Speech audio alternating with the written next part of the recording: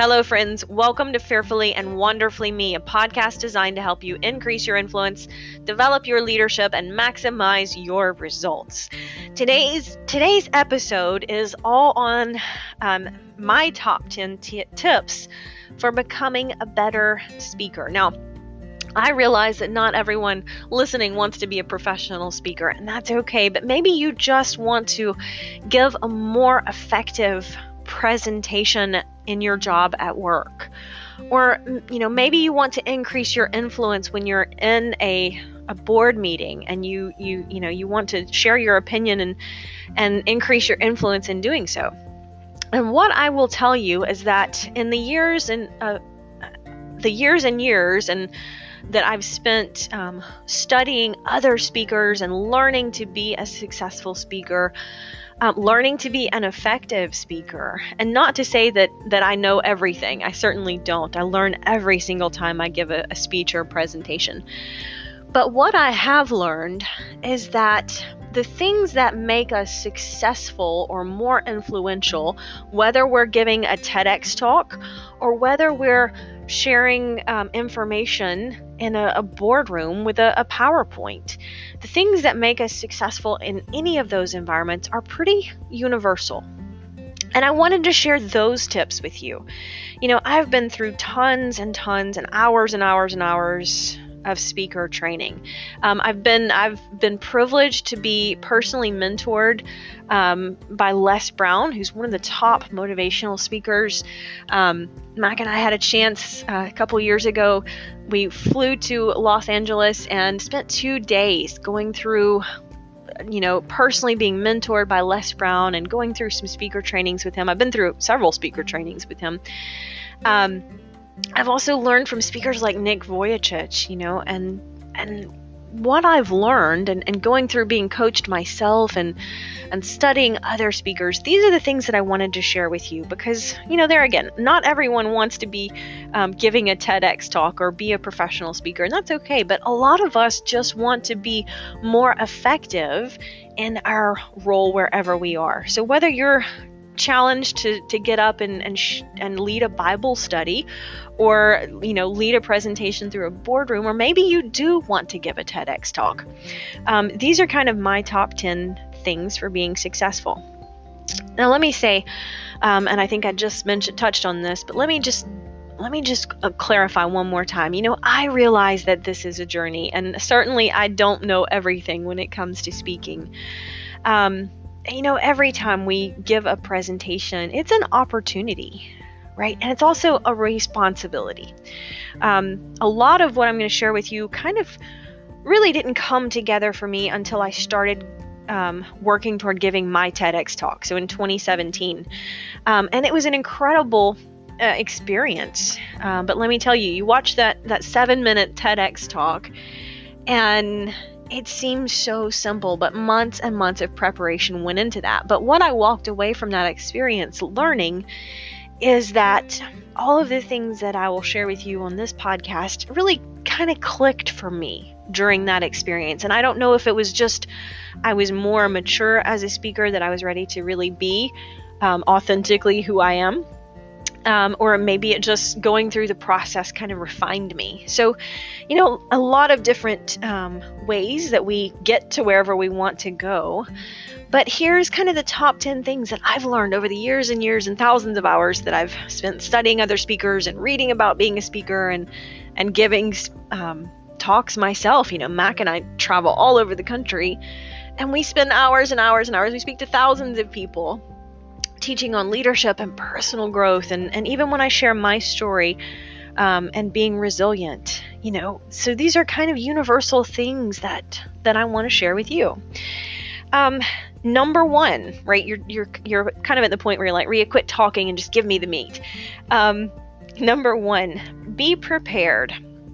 I think it was kind of an important learning point for me to realize that I didn't have to script every presentation. And in fact, I think that the best presentations or the best speeches aren't necessarily scripted. But don't confuse unscripted with unprepared. And so let me clarify that. When I did my TEDx talk, I did work very hard on a script for that, because it was a 7-minute speech, and 7 minutes is not a lot when you are challenged to tell a story that's compelling and interesting, but also share an idea worth spreading, right? That's the concept of TEDx talks, is very short, very powerful, but very effective in placing an idea in the mind of your audience and helping them learn, right? TEDx talks are informational, but they're inspirational as well. And so I did work hard on scripting, maybe not scripting every word and memorizing every word, but really scripting the flow of the talk, the points that I wanted to cover and how they would line up. And I did type out, a script, if you want to call it that, but not so much focusing on memorizing every single word as memorizing the key points. And here's why. There are absolutely people who can memorize word for word a script, and I've done some talks like that, but so much of the time when you focus more on just memorizing the speech and scripting out every single thing, then some little tiny thing will happen and it will throw you completely off because you're not prepared for it and you can't get back on track. And so then you end up feeling frustrated, you lose your place, sometimes you're not even able to recover fast enough. I remember when I was learning to teach group fitness, and in the classes that I taught, I did have to learn the choreography, which meant the moves that we were doing. I also had to learn the music. I had to learn the sequence of effective cues. And it was very similar, in that I had to be prepared to be able to deliver the class. But if I focused on just memorizing a script, then I couldn't respond effectively to the class in front of me. But I had to be thoroughly prepared. I had to absolutely know my material, and that's true for giving any presentation. If you want to give a TEDx talk, you absolutely have to know your material.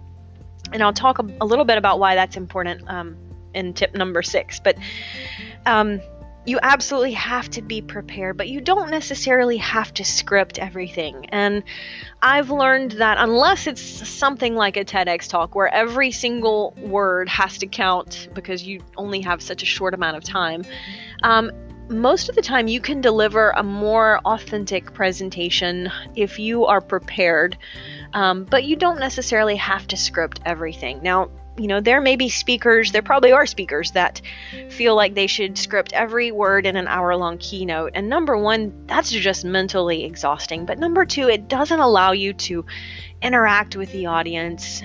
It doesn't allow you to shorten your presentation if you need to. And I've been in situations where I thought I was going to have an hour-long slot, and I get there and maybe the speaker before me ran over. And so suddenly you get up there and you're like, wow, I've only got 45 minutes to deliver this talk. And if you memorized and scripted out a whole 60-minute keynote, then you would suddenly have to cut 15 minutes. And most of us can't do that on the fly, right? If we memorize a script, it's going to be really tough to figure out on the fly, on the spot, in the moment, what can I cut out a quarter of my talk, right? So don't confuse the two. Be prepared, number one. Number two, be yourself.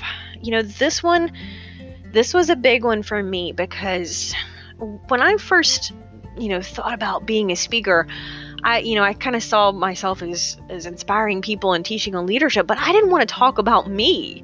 And that's kind of funny. It's kind of counterintuitive, but it's absolutely true. And I had to kind of get over that and realize that I could be me better than I could be anybody else. And so, an important part of that is figuring out your style. Mac and I often speak together, but we have completely different styles. But each of us focuses on being ourselves, and that's more real, it's more authentic. And I don't have to worry about it. If I'm focusing on just being me, I don't have to worry about pretending to be a speaker with a different style or someone else that I'm not, right? Or appearing to be someone else that I'm not. just be you. If you're not comfortable being you, you're not ready to get up on the stage. And I think that that's important. When you're comfortable with yourself, it's much easier to be comfortable with your presentation. Now, I know that that's easier said than done, but go into it knowing that if you just be you, that's half the battle in being authentic as a speaker. So don't be afraid to be yourself. Number 3, be simple. Chris Anderson, who is the head of TED, he's kind of the curator of TED and TED Talks. He has a book called TED Talks, really good book on public speaking. If you haven't read it and you want to do more speaking, highly recommend that book.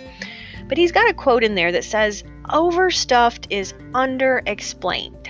And I love that. You know, so much of the time we get excited about what we're talking about, or we're trying to cram too much information into a presentation. And so we overstuff it, but then we under-explain it, right? Just throwing 10 or 100 key points into a presentation isn't really helpful, right? If we could choose a few points and really explain them well with the use of stories or analogies, and if we can get those to take root in the idea and the mind of our audience, then we're effective, right? If we just get up there and talk about 100 facts that are great to know, but nobody remembers them, we're not effective as a speaker. So overstuffed equals underexplained. Cut down on the number of points and focus more time to getting those key points explained. Number 4, be interesting. I don't know how many times and how many times people I'm coaching and they're speaking and they come to me and they go, "Okay, here's my opening." And they say, my name is so-and-so and I have 2 kids and 1 dog and I do this and here's my experience and this is my credibility. And that's great. There's nothing wrong with that information. But you only have the first few seconds of any presentation to hook your audience, to get them interested in what you're about to say, to give them a reason to listen to you. You know, I really try to actively listen to any speaker, but if someone gets up and starts telling me their bio, I find myself itching to find my phone to check emails, or, you know, I start tuning out and think about my grocery list. And if something is not relevant to your audience, they're not interested in it. So I think a lot of us, myself included, when I started, I wanted to get up and, you know, talk about why I was qualified to be up there, but that doesn't interest us. And most of us assume that if you have the position of a speaker or presenter, you're qualified, right? I mean, that's just kind of our natural tendency. If you're up on the stage, we're going to assume, at least for our first few minutes, that you are qualified to be up there. Now, you could very quickly disprove that. But the best way to prove it and you know, make sure everyone gets something to take away is get them interested. So share a story. Share a story. Don't just get up and introduce yourself and talk about what degrees you have and what jobs you've held and what you've done. Don't worry. Nobody cares about that stuff. If you get up and tell a story, though, because stories are human, they're emotional and they're relevant, and people get interested in stories. So be interesting. I like to start with a story. You know, a story helps you connect to your audience even better if you can work some humor into it. But people like stories, and so be interesting. Even if you're giving the most boring information. I used to have to give presentations on compliance regulations with the state laws. Now, let me just tell you, it's challenging to make a presentation on compliance with state and federal regulations interesting. But I found that if I could weave a story in there somewhere, maybe even close to the beginning, I could make it more interesting. People remember the stories. They're emotional. Number 5, be vulnerable. Don't hide behind props. I know, because I've done it, it's difficult to set your notes down and walk away from the podium. But let me tell you, that's the best way to connect with your audience. because it's real, it's vulnerable, right? And so your audience recognizes that. If you're hiding behind the podium, they know that. And it's much more difficult to connect with people if you're not willing to be vulnerable. But when you are vulnerable, you are opening up to them and you're saying, hey, I'm not afraid to be up here. I don't have to hide behind something. I'm just me, and that kind of comes back to what I said on being yourself. But don't hide behind props. Walk around, get any barriers that are between you and the audience, get rid of them. Get rid of them as much as possible. There have been more than one occasion where Mac and I show up to speak, and I remember one presentation. It was actually in Atlanta. We were actually speaking at a conference room there at Hartsfield International. So it was a hotel, a nice conference center that's on the hotel, that's in the hotel that's there at the airport. Really nice facility. And I remember we were doing like a 4-hour training, and we did the first part of probably the first hour, and then we had a little break, and then we were going into the second hour, and Mac and I just kind of looked at each other and we just said, you know what, let's get off of the stage. And it wasn't a super high stage, but for whatever reason, it was really just not even a physical barrier between us and the audience, but it was creating distance between us and the audience. And so we jumped down off of the stage for the second hour and actually walked around among the tables. And that worked so much better for that second hour. It allowed us to connect to the audience a whole lot better. So don't hide behind props. If you have to jump down off the stage, walk among the crowd, that's more connection with your audience. Very powerful. Number 6, be confident and comfortable. Make eye contact. Don't talk to the back wall or the back corner. Talk to the people who are in front of you. And that means look at them. When we're talking to people, we look at them, right? If you're having a conversation with someone, look them in the eye. Because being on stage and having a conversation with them isn't much different than being in front of them and having a one-on-one conversation, right?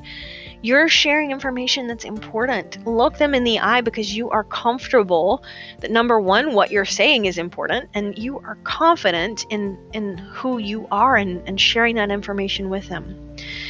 I shouldn't have to say it, but don't stare at one person the whole time during your presentation. That gets uncomfortable. I think that the general rule is about 3 or 4 seconds of eye contact before you move on and look at someone else, acknowledge different parts of the room, because much longer than that, it gets a little uncomfortable, right? We don't like people to stare at us the whole time. So make eye contact, but move on. Make sure you're looking at all of the corners of the room of your audience. Number 7, be respectful. I saw a thread on the NSA, which is the National Speakers Association Facebook page, and there was a thread about, should we use profanity from the stage? And it was overwhelming no from everyone who chimed in.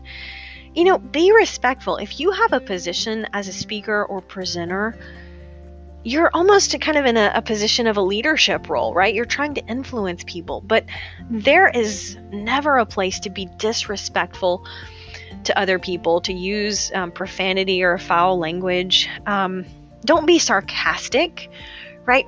Be respectful of other people's religious beliefs. Don't make jokes based on gender or at other people's expense.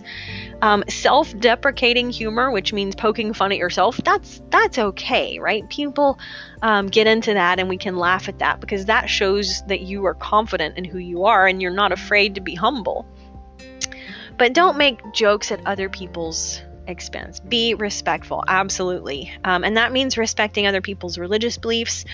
There again, if you're using language that offends people, it's going to be really difficult to influence them, right? And so just don't. Be a professional, I should say. That's another way to say that. Number 8, be funny, but not too funny. Humor is a great gift when it comes to connecting with your audience. And I'm one of those people that humor didn't come quite as naturally to me because I was, I almost had to learn that I could be funny, but not too funny. And the best way I know to explain that is, if you get up and tell a joke that everybody knows is supposed to be a joke, but it kind of falls flat and it's not even funny, nobody laughs, you've got to be prepared to overcome that and recover from that. So it's absolutely okay to have some humor. The key to humor is the unexpected. And humor is great. It lightens the tone. It lightens the mood. It gets people kind of comfortable with you and comfortable with themselves. So I love to start with something a little funny. But don't go over the top here. Don't show up with 3 knock-knock jokes. Poke some fun at yourself. Share a funny story or an experience. Share something about yourself that can be funny, or something when you goofed, or a time when you got in a jam, or something that people can resonate with. It kind of shows that you're human. But there again, don't try to be over the top about it.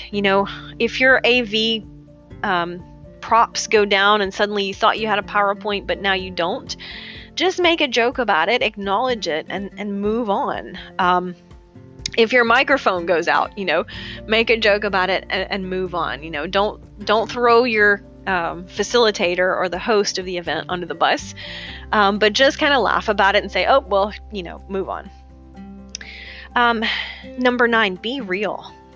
We learn more from people when they share their mistakes and their lessons learned. I guarantee you, nobody that I've ever talked to wants to hear me get up on stage and talk about how great I am. Because number 1, they know that I'm human, right? They know I'm not perfect. They don't want to get up and hear me talk about it, about being perfect. Get up and share your mistakes that you've made and what you've learned from those mistakes. Be real. Be a real person. What's the saying about we all put our pants on one leg at a time, right? And that comes down to having a little humility and, saying, hey, this is not just the only way to do this, but here's some suggestions. Here's some ideas. Be real, but don't be afraid to be real in a way that shows some humility. If you've made some of those funny jokes at your own expense, that's a great way to do that. I share stories of when I made mistakes as a leader, and, we all know that everyone makes mistakes. It's just that not everybody wants to admit it, but I guarantee you, your credibility with your audience will go so much further if you are real and not afraid to say, hey, I'm not perfect, and that's okay. And last, but certainly not least, be on time. Number 1, you be on time when it's time for you to show up. Don't be tempted or even risk being late for your presentation. Do everything you can to make that event planner or your boss or whoever's the meeting organizer more comfortable. If I'm speaking somewhere and I have to travel the night before, I love to text or call or email the event organizer when I arrive in that city and just say, hey, I want to let you know I'm checked into the hotel. It gives them some peace of mind that you're there and that you're not going to have travel problems or that your plane's going to be delayed.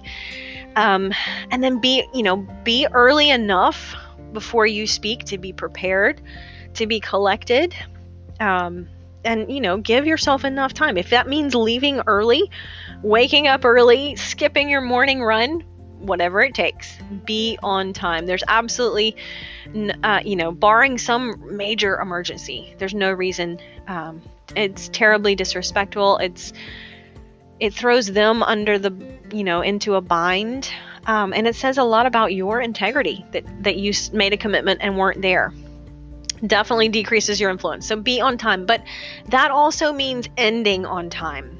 I don't know how many times I've been at an event where the speaker before me went a little bit over, and the speaker before them went a little bit over, and the speaker before them went a little bit over. And by lunchtime, you're 30 minutes behind, right? So, one of the things Mac and I do when we start talking is we just ask, hey, what time do we have to stop? And I remember last year, it's been a few months ago, we were speaking for Nebraska We were speaking in Nebraska for a group up there, and they had something pretty cool. They had a timer on stage that would it was green until 5 minutes before you were supposed to stop, and then it would turn yellow as a caution, and then when your time was up, it would turn red. So it was a really great, very effective visual. But Mac and I didn't depend on that, even though it was a really cool visual. And I'm glad we didn't, because we were speaking 2 times over the course of the conference, and our second session was only an hour long. The first session was maybe an hour and a half, but then there was a break and lunch, and we came back for the second session, which was only an hour long, and we knew that it was only going to be an hour long. We were supposed to stop at 3 o'clock. Well, we got on stage, and the countdown timer was green, but it had the little countdown timer showing we had an extra 15 minutes. And we both knew that we were supposed to stop at 3 and we only had an hour to talk, but the countdown timer was wrong. And so we had to make a decision, like, do we just keep talking and, go right up until the thing turned yellow and then red? Or do we stop and kind of awkwardly ask from the stage if there had been a change in the agenda? And, there was not a super graceful way to handle that, but Mac did. He just finally said, hey, just want to confirm our stop time is still 3 o'clock and not 3:15, right? And it turns out that was a good thing, because someone had just made a mistake when they loaded the countdown timer and given us too much time. And that would have put the next speaker with 15 minutes less for his presentation. And so just be on time, stop on time.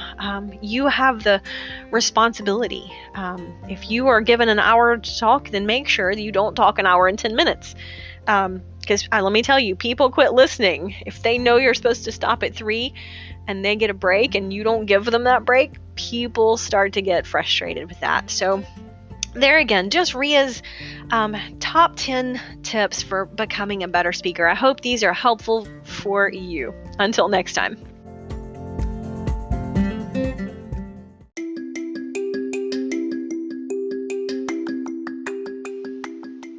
Hey everyone, I hope you enjoyed today's episode on tips on becoming a better speaker.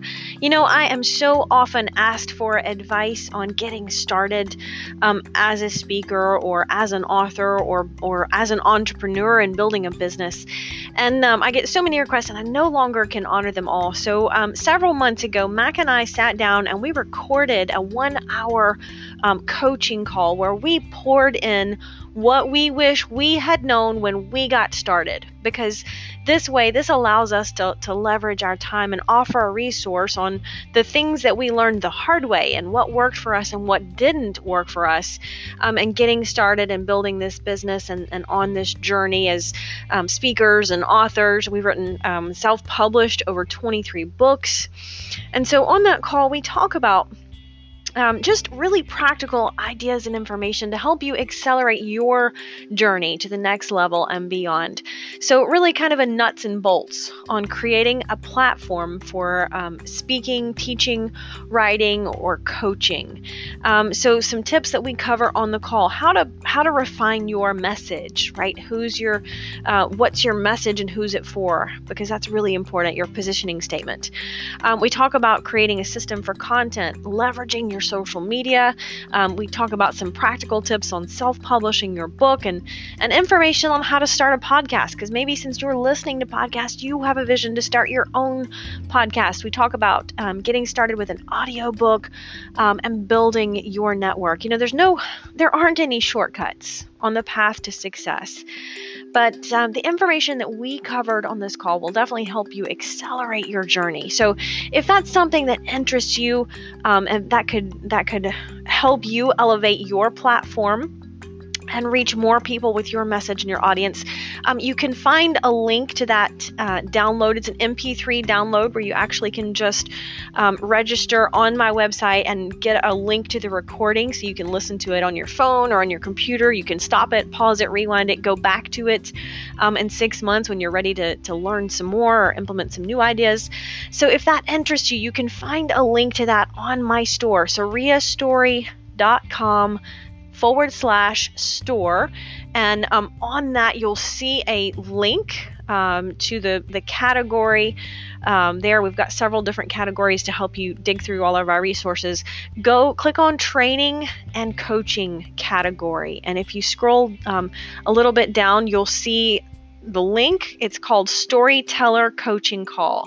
Share your story, build your brand, and teach your tribe. And like I say, just a really good nuts and bolts recording of where we poured in what we wish we had known when we got started on this journey so many years ago. Thanks.